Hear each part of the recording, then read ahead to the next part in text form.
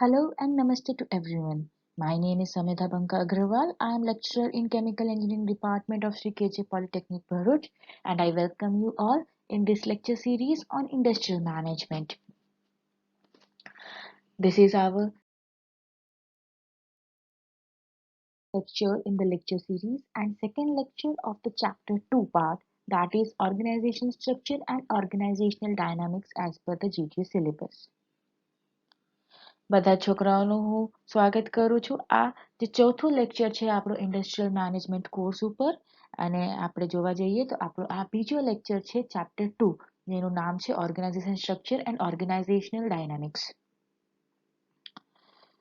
तो ये दूसरा लेक्चर है हमारे चौथे चैप्टर का, जो कि ऑर्गेनाइजेशन स्ट्रक्चर एंड डायनामिक्स पे है. और इस पर्टिकुलर चैप्टर में हम ऑर्गेनाइजेशनल प्रिंसिपल्स के बारे में, ऑर्गेनाइजेशन की जो मूलभूत रूल्स हैं उनके बारे में हम समझेंगे. और यदि आपने अभी तक मेरा आगे के लेक्चर्स, स्पेशली इस चैप्टर के आगे के लेक्चर को नहीं देखा है, तो मैं आप सभी से अनुरोध करूंगी कि पहले आप चैप्टर 2 पार्ट ए को देखें, उसके बाद पार्ट बी पे आए, जिससे कि आपको इस सब्जेक्ट के, इस चैप्टर्स के कॉन्सेप्ट समझने में आसानी हो.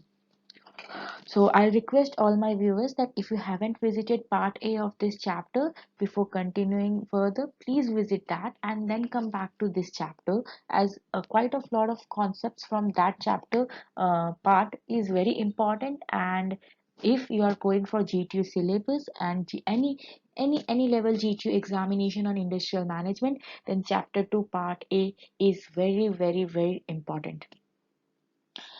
તો આગળ વધીએ આપણે organizational principles. તો જોઈ લઈએ પહેલા તો are the various principles of organization. Let us first go through that. First one is division of labor. Division of લેબરનું સાદું આપણે રૂપાંતર કરીએ ગુજરાતીમાં તો અર્થ છે કે આપણે જે મહેનત કરીએ છીએ, ઓકે, જે કાર્ય કરીએ છીએ એ કાર્યનું વિભાજન. अगर डिवीजन ऑफ लेबर का हिंदी करेंगे तो इसका सीधा सीधा मतलब होता है कि जो भी काम है उसका विभाजन करना. Then scalar chain. Scalar chain एक सिंपली, अगर यदि आप इंजीनियरिंग स्टूडेंट हैं तो आपको स्केलर का मतलब पता ही होगा, बट यदि आप नॉन इंजीनियरिंग बैकग्राउंड से हैं तो स्केलर का मतलब है एक तरह से एक कड़ी जैसा, एक के बाद एक के बाद एक. सो that is a scalar chain. क्या है इसके प्रिंसिपल्स ऑर्गेनाइजेशन को लेके, हम इस पे आगे चर्चा करेंगे, ये सिर्फ एक लिस्ट आउट है. उसके बाद है फंक्शनल प्रोसेसेस, कि भाई किस चीज की प्रक्रिया हो रही है. ओके, फंक्शनल प्रोसेसेस का मतलब है जैसे कि आपका मार्केटिंग का प्रोसेस हो रहा है या आपका एचआर का प्रोसेस हो रहा है. तो फंक्शनल प्रोसेस में આપણે આવી રીતના અલગ અલગ ડિપાર્ટમેન્ટ્સ ઉપર જોઈએ, સેલ્સ છે કે પ્રોડક્શન છે. Okay, so all this functions, they are classified into various processes of the organization. Then span of control. Span of control is as simple as that ki what is your reach. Okay, how many people you can control. તમે કેટલા લોકોને control કરી શકો છો, that is your span of control. Next one is delegation of authority. Delegation of authority का मतलब है कि आपके पास जो शक्तियां हैं वो आपको प्रदान करना, कि you have been authorised that you can do this particular things. Okay, તમને આપણે કહેવાય ને કે તમારે હોદ્દો છે, આ હોદ્દો પ્રમાણે તમારે જે તમારી ઓથોરિટીઝ છે કે તમે શું શું કરી શકો છો, કોને કમાન્ડ આપી શકો છો, કોનાથી કમાન્ડ લેવાનું છે. Okay, so all these are delegations of authority. And then centralization and decentralization. Centralization નો અર્થ છે કે એક જ માણસ જોડે બધો જ કંટ્રોલ હોય, અને decentralization નો અર્થ છે કે એ પાવર્સ સ્પ્રેડ આઉટ થઈ ગયા છે. that is the basic centralization and decentralization. હવે આ વસ્તુ માર્કેટિંગમાં પણ હોઈ શકે, આ વસ્તુ ડિફરન્ટ બ્રાન્ચીસમાં પણ હોઈ શકે, નેશનમાં પણ હોઈ શકે, બધે જ હોઈ શકે છે. So these are the various principles of the organization. Let us move on. We'll start one by one with them. One is division of labor. So division of labor means that the main process of production is split up into many simple parts, and each part is taken by different workers who are specialized in the production of that specific part. Now usually આપણે અત્યારે જ્યારે industrial management કરીએ છીએ ત્યારે પ્રોડક્શનની વાતો વધારે કરીશું, because as an engineer and engineer plus management તમારે પ્રોડક્શનમાં વધારે ઇનપુટ હોય છે. But if you're into any other field of management, then also this is going to be equally applicable to you too. So what does this say is that division of labor simply means is ki whatever your production process is, okay, or whatever your process is, you divide it into different smaller tasks, and then you make sure that a particular task is given to that particular person who is skilled or specialized in doing that task. Now let us say if you are into mechanical engineering, okay, જો તમે mechanical engineering માં હોય તો તમને ખબર છે કે mechanical engineering માં જ્યારે maintenance નું કામ આવે ત્યારે welding નું કોઈકને આવડતું હોય, કોઈકને fitting નું આવડતું હોય કામ, okay, તો આવી રીતે જ્યારે હોય તો આપણે શું કરીએ કે welding નું કામ welder ને આપીએ, fitting નું કામ fitter ને આપતા હોઈએ છીએ. Similarly in chemical industry also, if you are experienced in column, then you will be given a column. Okay, if you are experienced in reaction, then you will be given a reactor, okay, to handle. જો તમે piping માં experienced હશો, piping ને expertise હશો તો તમને piping નું કામ આપવામાં આવશે. यदि आप इंस्ट्रूमेंटेशन में हैं, अगर आपको इंस्ट्रूमेंटेशन की जानकारी है तो आपको वो पार्ट का काम दिया जाएगा. तो इसी तरह से पूरे प्रोडक्शन को स्प्लिट कर दिया जाता है और उस प्रोडक्शन में जिस पर्टिकुलर एक्सपर्टीज की जहाँ जरूरत होती है वहां पे उसको वो काम दिया जाता है. According to Hanson, division of labour means specialisation of process. तो अगर यदि हैंसन की माने तो सीधा सीधा डिवीजन ऑफ लेबर का मतलब है कि आप किसी पर्टिकुलर प्रोसेस का स्पेशलाइजेशन कर रहे हैं. अगला है the scalar chain is chain of all supervisors from the top management to the person working in the lowest rank. अगर टॉप पर्सन यानी कि कंपनी के ओनर या सीईओ या एमडी से स्टार्ट करें तो वहां से लेके लेबर तक का अगर आप सीधा ऑर्गेनाइजेशन स्ट्रक्चर में एक सीधी लाइन ड्रॉ करेंगे तो वो एक स्केलर चेन बनेगा. ओके, स्केलर चेन का मतलब है कि एक के बाद एक हाथ जोड़ते जा रहे हैं, हम कड़ी जोड़ते जा रहे हैं. देखिए, तो आप देख सकते हैं कि भाई कंपनी के ओनर ने अपने नीचे वाले को लिया, उसने उसके नीचे वाले को लिया, उसने उसके नीचे वाले को हायर किया, इस तरह से. ओके, जैसा कि मैंने कहा था यदि आप ऑर्गेनाइजेशन स्ट्रक्चर को देखेंगे तो उसकी एक सीधी रेखा में आप उसका स्केलर चेन डिसाइड कर सकते हैं. अब 5 जो है वो Z जो है वो टॉप मोस्ट है और 1 या A जो है वो लोअर मोस्ट है. तो अपवर्ड कम्युनिकेशन होगा अगर नीचे से ऊपर कोई बात जा रही है और डाउनवर्ड कम्युनिकेशन होगा अगर ऊपर से नीचे कोई बात जा रही है. और यदि आप अपने पीयर को ओके अपने साथ वाले को कोई बात बता रहे हैं तो उसको हॉरिजॉन्टल कम्युनिकेशंस कहेंगे. बीच में आप एक टर्म देख रहे हैं गैंग प्लैंक. वैसे इतना इम्पोर्टेंट नहीं है बट एक समझाने के लिए बता दो. गैंग प्लैंक जो होता है it is basically a middle line. Simply जो टॉप मैनेजमेंट और बॉटम मैनेजमेंट को सेपरेट करता है उसको गैंग प्लैंक बोलते हैं. ठीक है, तो ये हो गया स्केलर चेन के बारे में, upward communication and downward communication के बारे में. यदि आपको स्केलर चेन स्पेसिफिकली पूछा जाता है which won't be more than 2 marks, okay, तो आपको व्हाट इज स्केलर चेन लिखना है और इस तरह का एक फिगर ड्रॉ करके समझाना है. नेक्स्ट वन इज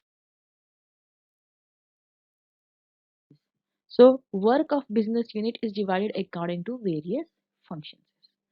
ओके, तो फंक्शन जैसा कि मैंने कहा एचआर एक फंक्शन है, मार्केटिंग एक फंक्शन है, सेल्स एक फंक्शन है, प्रोडक्शन एक फंक्शन है, प्रोसेस एक फंक्शन है. तो इस तरह से सभी प्रोसेस के पार्ट्स को, बिजनेस के पार्ट्स को अलग अलग फंक्शन में हम डिवाइड करते हैं. Employees are allocated work based on their skill and abilities. यदि आपने एमबीए एचआर में किया है तो आपको एचआर डिपार्टमेंट दिया जाएगा, मार्केटिंग किया तो मार्केटिंग दिया जाएगा, यदि आप इंजीनियर हैं तो आपको प्रोडक्शन दिया जाएगा, लेबर हैं तो आपको ऑपरेशंस दिए जाएंगे, इस तरह से. नाउ मॉडर्न मैनेजमेंट सिस्टम इसके पार्ट्स हैं corporate level, unit level and operational level. तो आज की तारीख में मैनेजमेंट सिस्टम को हम इस तरह से डिवाइड करते हैं कि एक कॉर्पोरेट होता है ऑफिस. यूजली हम बोलते हैं हमारा कॉर्पोरेट ऑफिस है. तो किसी का प्लांट जो होता है वो किसी जीआईडीसी में या किसी एमआईडीसी में या किसी इंडस्ट्रियल स्टेट में होता है, जबकि उसका कॉर्पोरेट ऑफिस सिटी में होता है, चाहे मुंबई है, चाहे दिल्ली गुड़गांव है, चाहे अहमदाबाद है, इस तरह से. उसके बाद यूनिट लेवल. यूनिट लेवल होता है कि लेटर से अगर यदि आप गुजरात में हैं और आपको पता हो कि भरूच एक इंडस्ट्रियल स्टेट है जिसमें जीआईडीसी दहेज एक इंडस्ट्रियल हब बन रखा है। तो कोई भी जीआईडीसी है या कोई भी इंडस्ट्रियल हब है, कई बार क्या होता है कि कंपनीज के 2-3 अलग अलग यूनिट होते हैं। एक यूनिट उसका यहाँ है, एक यूनिट उसका वहाँ है, एक यूनिट वहाँ है। ठीक है, यूनिट का मतलब है कि एक अपने आप में वो प्रोडक्शन के लिए परिपूर्ण है। रॉ मटेरियल से वो फाइनलाइज्ड प्रोडक्ट एक पर्टिकुलर यूनिट में बनाया जा सकता है। डिफरेंट यूनिट्स एक कॉर्पोरेट के अंडर आते हैं एंड डिफरेंट यूनिट्स में आप सेम प्रोडक्ट प्रोड्यूस कर सकते हैं, आप डिफरेंट प्रोडक्ट्स प्रोड्यूस कर सकते हैं, आपकी इनफैक्ट डिफरेंट इंडस्ट्रीज भी हो सकती हैं। एंड यूनिट के अंदर आता है ऑपरेशन લેવલ। ઓકે, તો ઓપરેશન લેવલમાં શું હોય છે કે આપણે વાત કરતા હોઈએ છીએ જેમ કે શું કહેવાય રો મટીરિયલનું પ્રોક્યોરમેન્ટનું એક હોય છે પાર્ટ, એક તમારું પ્રોસેસ હોય છે, રિએક્શન્સ હોય છે, એક તમારું સેપરેશન હોય છે, એક તમારું ઈટીપી હોય છે, એક તમારું યુટિલિટી સેક્શન હોય છે। તો આપણે આવી રીતે ઓપરેશન્સ લેવલ ઉપર પણ ફંક્શન્સને ડિવાઈડ કરી શકતા હોઈએ છીએ। પછી classification of division, then division as per product. Okay, as I said, if it is a multi-product company, then you will be having division as per product. Like let us say Reliance. So Reliance is into petroleum, so petroleum is one section. Reliance into telecom, then telecom is another section. Okay, so there is division as per the product. Then there can be division as per the region. Okay, that is very common, you have seen. If it is a multinational, then there would be something on Southeast Asia region, Europe region, African region. If it is within the country, then there will be some western region, eastern region, or if it is just in a west part of, so it is Mumbai center, Dahej center, Kutch center, like that. And then division as per the sales or territories, sales territories. તો ત્રીજું જે હોય છે that is તમે જે division છે એ cells જો ખાલી તમે સર્વિસમાં હોય તો મોટા ભાગે સેલ ટેરિટરી પ્રમાણે પણ તમે ડિવિઝન કરી શકો છો કે ભાઈ ગુજરાત છે, મહારાષ્ટ્ર છે કે એવી રીતના। આઈ હોપ બધાને ક્લિયર છે। Again I am repeating, I have been keeping on repeating. તમે ગમે તે ડાઉટ હોય આ ટોપિકમાં, આ સ્લાઇડમાં, તમે સ્લાઇડ ટાઈમ, સ્લાઇડ નંબર કે સીધું સીધું તમારું જે કંઈક પ્રશ્ન છે you can put it in the comment, I will try to answer it as soon as possible. પણ જો તમે ત્યાં કમેન્ટ્સમાં તમારા ક્વેશ્ચન્સ પુટઅપ નહીં કરશો, તમારા આઈડિયાઝ પુટઅપ નહીં કરશો, so I won't be able to explain the concepts in much better way. તો તમારા જે કંઈક કોન્સેપ્ટમાં ડાઉટ હોય, તમારે મારે ટીચિંગ મેથોડોલોજીમાં કંઈક ડિફિકલ્ટી આવતી હોય, સમજવામાં કંઈક પ્રોબ્લેમ આવતું હોય, તો ઓબ્વિયસલી તમે રીવિઝિટ તો કરી શકો છો, પણ તમે મારી મેથોડોલોજીમાં કંઈક ચેન્જ વિચારતા હોય કે તમારે લાગતું હોય જરૂર છે, please mention in comments, you are most welcome. Any comment related to this particular lecture series is welcomed. Okay, આ પર્ટિક્યુલર લેક્ચરમાં તમારે ગમે તે તકલીફ પડે તમે એના વિશે કમેન્ટમાં મેન્શન કરી શકો છો। Okay, next one is span of, जैसा कि सीधी सीधी भाषा में होता है, स्पैन ऑफ कंट्रोल का मतलब है कि एक आदमी के पास कितने लोगों को कंट्रोल करने की ऑथोरिटी है। The span of control shows the number of subordinates reporting to manager, कि एक मैनेजर के नीचे कितने लोग हैं, that is span of control सीधी सीधी भाषा में। This concept is also known as management ratio. Management ratio क्यों बोलते हैं कि लेट अस सपोज 1 है तो यू विल राइट 1:20 और 20:1। એનો અર્થ એ છે કે 20 જણા સામે એક મેનેજર છે કે 10 જણા સામે એક મેનેજર છે, એવી રીતે। Determinants of span of control, તો એક મેનેજર જોડે કેટલા सबऑर्डिनेट्स होवा चाहिए, आना क्या क्या पॉइंट्स है। ओके, तो एक मैनेजर के अंदर कितने लोग होंगे वो इन फैक्टर्स पे डिपेंड करता है। तो पहला है कॉम्पिटेंस ऑफ सुपीरियर। ओके, आप कितने कॉम्पिटेंट है एज ए मैनेजर। જો તમે બહુ જ કોમ્પિટન્ટ છો તો તમે 25 લોકોને હેન્ડલ કરી શકો, 50 લોકોને હેન્ડલ કરી શકો। જો તમે ઇનકોમ્પિટન્ટ છો તો કદાચ તમે 2 કે 5 લોકોને જ ખરીદ કરી શકશો। કોમ્પિટન્સ ઓફ સબઓર્ડિનેટ્સ, હવે તમારા સબઓર્ડિનેટ્સ કેવા છે કે ભાઈ they are well trend, well skilled, well decorated in sense discipline છે, એ લોકો જાતે જ કામ કરવા માંગે છે, તો તમારે બહુ ઓછું કામ કરવું પડશે તો તમે વધારે લોકોને કરી શકો છો। ઓકે, પણ જો એ લોકો નવરા હોય, એ લોકો નથી આવડતું કશું, તો તમારે બહુ એફર્ટ ડાલવું પડે, તો તમારે સ્મોલ નંબર્સ મળશે। Okay, then nature of work, that is very important. Okay, span of control के लिए क्या आपका काम 2 आदमी से हो जा रहा है तो आपको 2 ही दिया जाएगा ना, आपको 10 क्यों दिया जाएगा। Okay, so that is one. And then means of communication, कि मैनेजर क्या છે અને તમારા સબઓર્ડિનેટ્સ क्या છે। It is important that there should be a verbal communication। પછી એવું ના હોવું જોઈએ કે ભાઈ તમ મેનેજર છે અમદાવાદ છે અને એના સબઓર્ડિનેટ્સ દહેજ છે. ઠીક છે, તો એવું હોય તો યુઝ્યુઅલી કેવું હોય કે 1 to 1 જ રાખે. સપોઝ હાયર લેવલ ઉપર એવું હોતું હોય કે ભાઈ જનરલ મેનેજર કોર્પોરેટ ઓફિસમાં બેઠે પણ પ્રોડક્શન મેનેજર યુનિટમાં બેસે, તો 1 to 1 કમ્યુનિકેશન. પણ એક જનરલ મેનેજર પછી એક જ પ્રોડક્શન મેનેજર આપવામાં આવે છે, કેમ કે એનાથી રિપોર્ટિંગ લેવું છે, ડિસ્ટન્સ છે, કમ્યુનિકેશનમાં ટાઈમ લાગશે. Physical distance between superior and subordinate, as I said, again the same thing. And then leadership style. Okay, what leadership style you are following? Okay, that is also important in determining the span of control. So there is one is called wide span, that is flat organization. Another is called narrow span or tall organization. Wide and flat નું તમે બહુ simple ઉદાહરણ આપો છો. Okay, just take it casually this example, not as any political view agenda. Okay, now let us say कि we have a prime minister of India. Okay, then prime minister के अंदर cabinet minister आते हैं, cabinet ministers के अंदर सब ministers आते हैं. ओके, પછી સ્ટેટ મિનિસ્ટર્સ આવે, ચીફ મિનિસ્ટર્સ આવે, એવી રીતના હોય છે. તો લેટ અસ સે પ્રાઇમ મિનિસ્ટરે કંઈક નક્કી કર્યું, કંઈક પોલિસીસ આઈડેન્ટિફાઈ કરી, તો એ પર્ટિક્યુલર કેબિનેટ મિનિસ્ટરને જણાવશે. પછી એ કેબિનેટ મિનિસ્ટર ચીફ મિનિસ્ટર્સને સ્ટેટના જણાવશે. પછી ચીફ મિનિસ્ટર સ્ટેટના કેબિનેટ મિનિસ્ટર્સને જણાવશે. સ્ટેટના કેબિનેટ મિનિસ્ટર્સ શું કહેવાય આપણે ડિસ્ટ્રિક્ટ્સના જે કંઈક હેડ હોય છે, કલેક્ટર્સ હોય છે, એને જણાવશે. પછી કલેક્ટર્સ છે એ મામલતદારને કે તાલુકા હેડને જણાવશે. ઠીક છે, પછી એ કદાચ આમ આદમી સુધી, લોકલ પબ્લિક સુધી પહોંચશે. So this is a tall organisation structure. Okay, 1 by 1 communication is flowing down. બીજું છે એક ફ્લેટ ઓર્ગેનાઇઝેશન. ફ્લેટ ઓર્ગેનાઇઝેશનમાં જેમ આપણે કોવિડના ટાઈમમાં જોયું, કેવું થયું કે ભાઈ prime minister, okay, he came and announced a policy કે ભાઈ બધા કાલથી લોકડાઉન પર. One person spreading knowledge to everyone, so that is a wide span or a flat span, કે એક જ માણસ બધાને કંટ્રોલ કરતો હોય, that is wide or flat span. પણ જો તમારું એક ઓફિશિયલ ઓર્ગેનાઇઝેશન સ્ટ્રક્ચર હોય, then it is a tall structure. Mostly we follow a hybrid of tall and flat structure. એટલે એનો અર્થ એવું હોય છે કે એવું નથી કે બહુ લાંબુ પણ સ્ટ્રક્ચર રાખીએ. બહુ લાંબુ સ્ટ્રક્ચર રાખીએ તો there is always a chance of deviation in the information.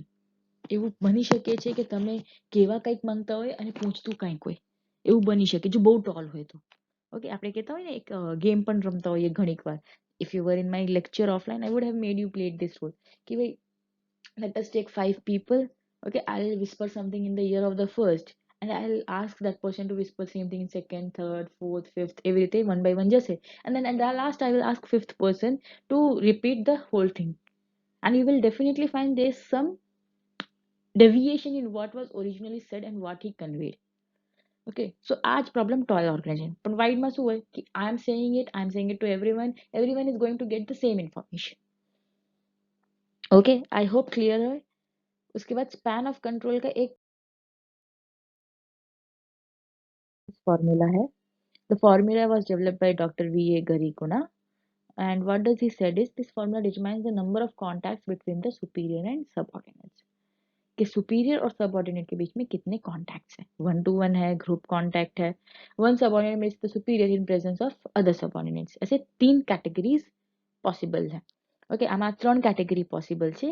Okay, પહેલું એક છે કે એક સુપીરિયર સબઓર્ડિનેટ જઈને સીધું સીધું મળી જાય 1 to 1. બીજું હોય છે ગ્રુપ કોન્ટેક્ટ, કે ભાઈ સુપીરિયર છે એ દરેક વખતે ગ્રુપ મીટિંગ બોલાવે, બધાને બોલાવે, તમે પોતપોતાનું આઈડિયાઝ છે, ડેવલપમેન્ટ છે, જે તમને પ્રશ્નો છે પૂછો. And third one is one subordinate meets to a superior in presence of other subordinate. અને એક એવું હોય છે કે એક સબઓર્ડિનેટ જો તમારા ઉપર કોન્ફિડન્સ ના હોય તો એ શું કરશે કે તું જાય છે ને એટલે હું તારા જોડે જાઉં, કે તું જ્યારે જવાનું હોય ને ત્યારે મને કહેજે. આવી રીતનું પણ એક પરિસ્થિતિ બની શકે છે. હવે આ ત્રણમાંથી સૌથી સારામાં સારું કેવું હોય છે કે first one is group contact. That is my personal view. Again, as I said, management is art. Okay, and it's science. Okay, science to what I am teaching you is that, but art is my personal own perception, own implementation, and own ideas. Okay, so what I personally feel is group contact is very much you know best way of span of control meetings. Reason is कि all the members of my group, મારા જેટલા subordinate છે હું equally બધાને treat કરું છું, બધાને confidence છે. એક ટીમમાં એક ઇનસિક્યોરિટી નામની ફિલિંગ નથી. ત્યારે જ એવું બની શકે ને કે તમે ગ્રુપમાં બોલાવવામાં આવે અને તમે ગ્રુપમાં પૂછો અમે શું કર્યું ભાઈ તે, અને you can say it very confidently. 1 to 1 is fine when it is on a જ્યારે તમારા કામથી બીજાને કંઈક લેવા દેવાનું નથી ત્યારે 1 to 1 ઇઝ બેસ્ટ. તો કે ભાઈ તમારું કામ છે તો કેમ બીજાને ઇન્વોલ્વ કરો છો. But the worst part is કે તમારા સબોર્ડિનેટને એવું લાગે કે કોઈ બીજું જાય ને ત્યારે હું જાઉં.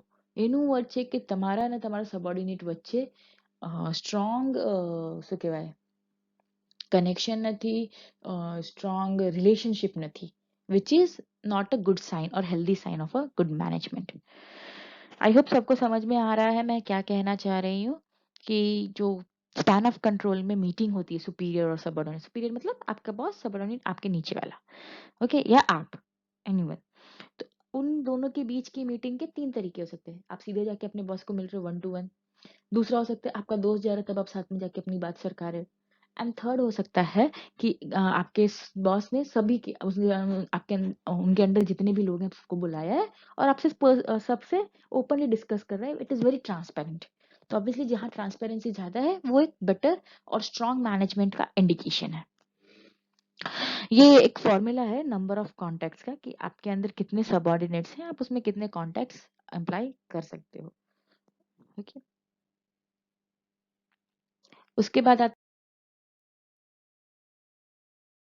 authority. The delegation of authority refers to the division of authority to the subordinate. Delegation of authority का मतलब है कि अपने सबऑर्डिनेट को या अपने नीचे वाले को उसकी अथॉरिटी बताना. It is the organizational process of manager dividing their own work among all their people and giving them responsibility to accomplish the respective task. समझ में आता है, बहुत साफ बस्ती बात है. ठीक है कि एक मैनेजर या आपका बॉस आपके ग्रुप में सबको काम दे रहा है, तुम ये करना, तुम ये करना, तुम ये करना, तुम ये करना. That is delegation of authority. ये हर लेवल पे होता है, टॉप से बॉटम तक. स्टेप्स कैसे कैसे होते हैं. पहला है असाइनमेंट, काम बनाया जाता है, फिर वो काम को ट्रांसफर किया जाता है, फिर सामने वाला उसको एक्सेप्ट भी करता है. एक स्ट्रॉन्ग मैनेजमेंट में ये बहुत इम्पोर्टेंट है कि सामने वाला आपके काम को एक्सेप्ट, उसको जो दिया जा रहा है काम उसको वो खुशी खुशी एक्सेप्ट करे. उसके मन में ऐसा कुछ भी ना हो कि मैं ये काम क्यों करूं. ठीक है, so that is acceptance. Then next one is accountability. अब मैंने काम तो ले लिया, अब मैनेजर का ये काम है कि वो अपने सबऑर्डिनेट से रेगुलरली अपने काम का रिव्यू ले, फॉलो अप ले.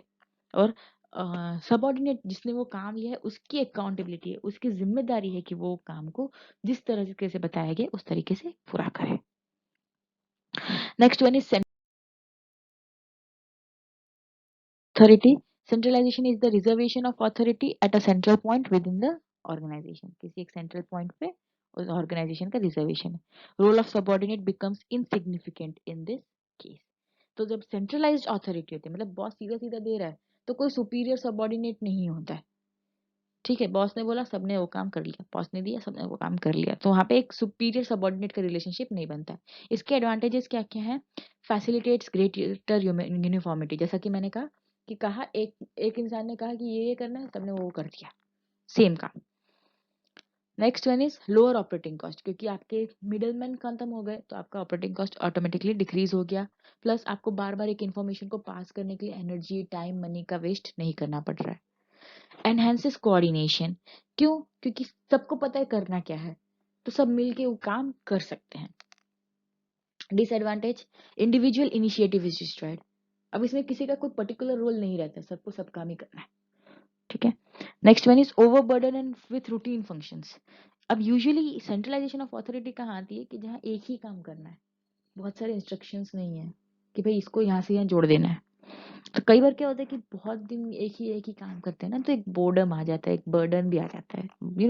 यू फील मुंडन कि क्या है यार, what are we doing the same thing again and again. And then communication gap with lower units.